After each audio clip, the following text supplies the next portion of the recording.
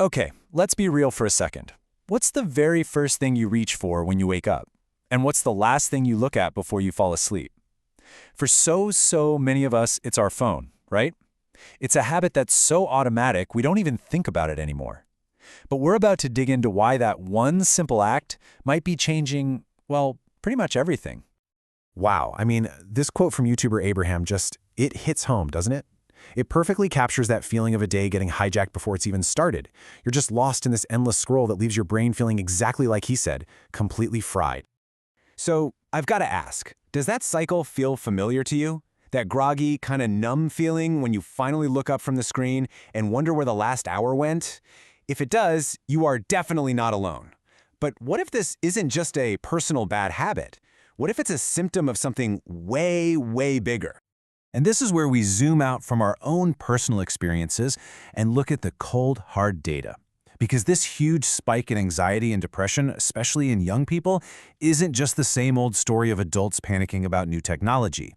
The evidence is telling us that this time, something is fundamentally different. To really get a sense of the scale here, listen to how social psychologist Jonathan Haidt puts it.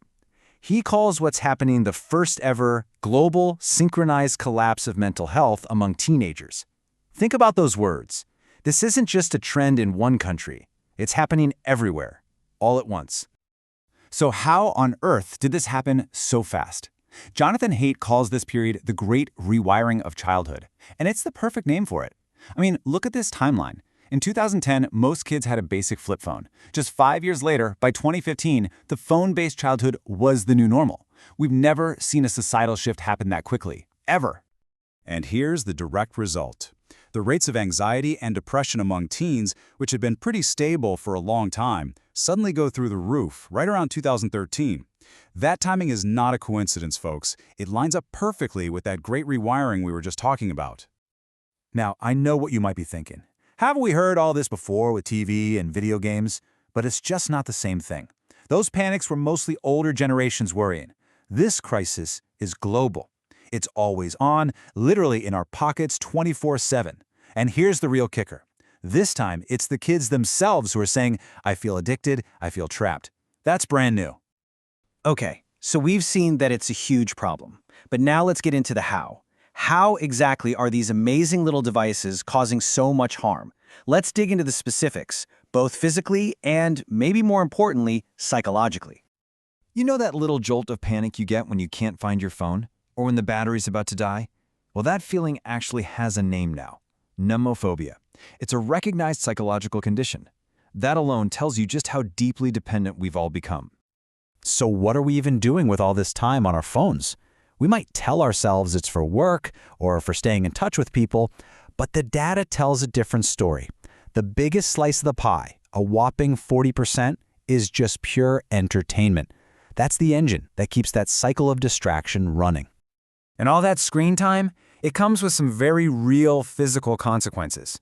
We're not just talking about tired eyes. That blue light from the screen messes with our sleep hormones, which can lead to insomnia. That posture we all adopt, tech neck, is literally straining our spines.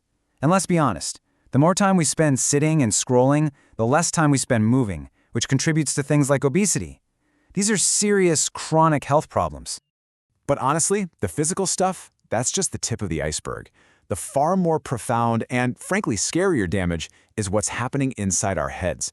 It's about the very wiring of our brains, especially for kids and teens whose brains are still in the middle of developing. And this is where Haidt's research reveals something really troubling. He found that this rewiring affects boys and girls in dramatically different ways. For girls, the end result has been a massive, unprecedented spike in anxiety and depression. And what about the boys? The outcome for them is different, but it's just as concerning. Haidt describes them as becoming extraordinarily undeveloped. They're missing out on the real-world experiences that are absolutely essential for growing into capable, resilient men. So let's break that down, because this is really important. Girls are often pulled into these highly visual platforms, think Instagram, think TikTok, which becomes this breeding ground for social comparison, perfectionism, and anxiety. Boys, on the other hand, often disappear into the worlds of online gaming and pornography, which replace the challenges, the risks, and the rewards of real life. So you end up with two very different outcomes. One group becomes anxious and depressed, the other becomes apathetic and undeveloped. Okay, that was a lot. And I know it all sounds pretty bleak. But here's the good news, and it's really good news. We are not helpless in this. So let's shift gears and talk about a practical, step-by-step protocol for how we can take back control of our own lives. Here are 4 simple but incredibly powerful things you can do right now. First, go into your settings and turn off every single notification that isn't from an actual human being. Second, set strict time limits on those apps that you know suck you in.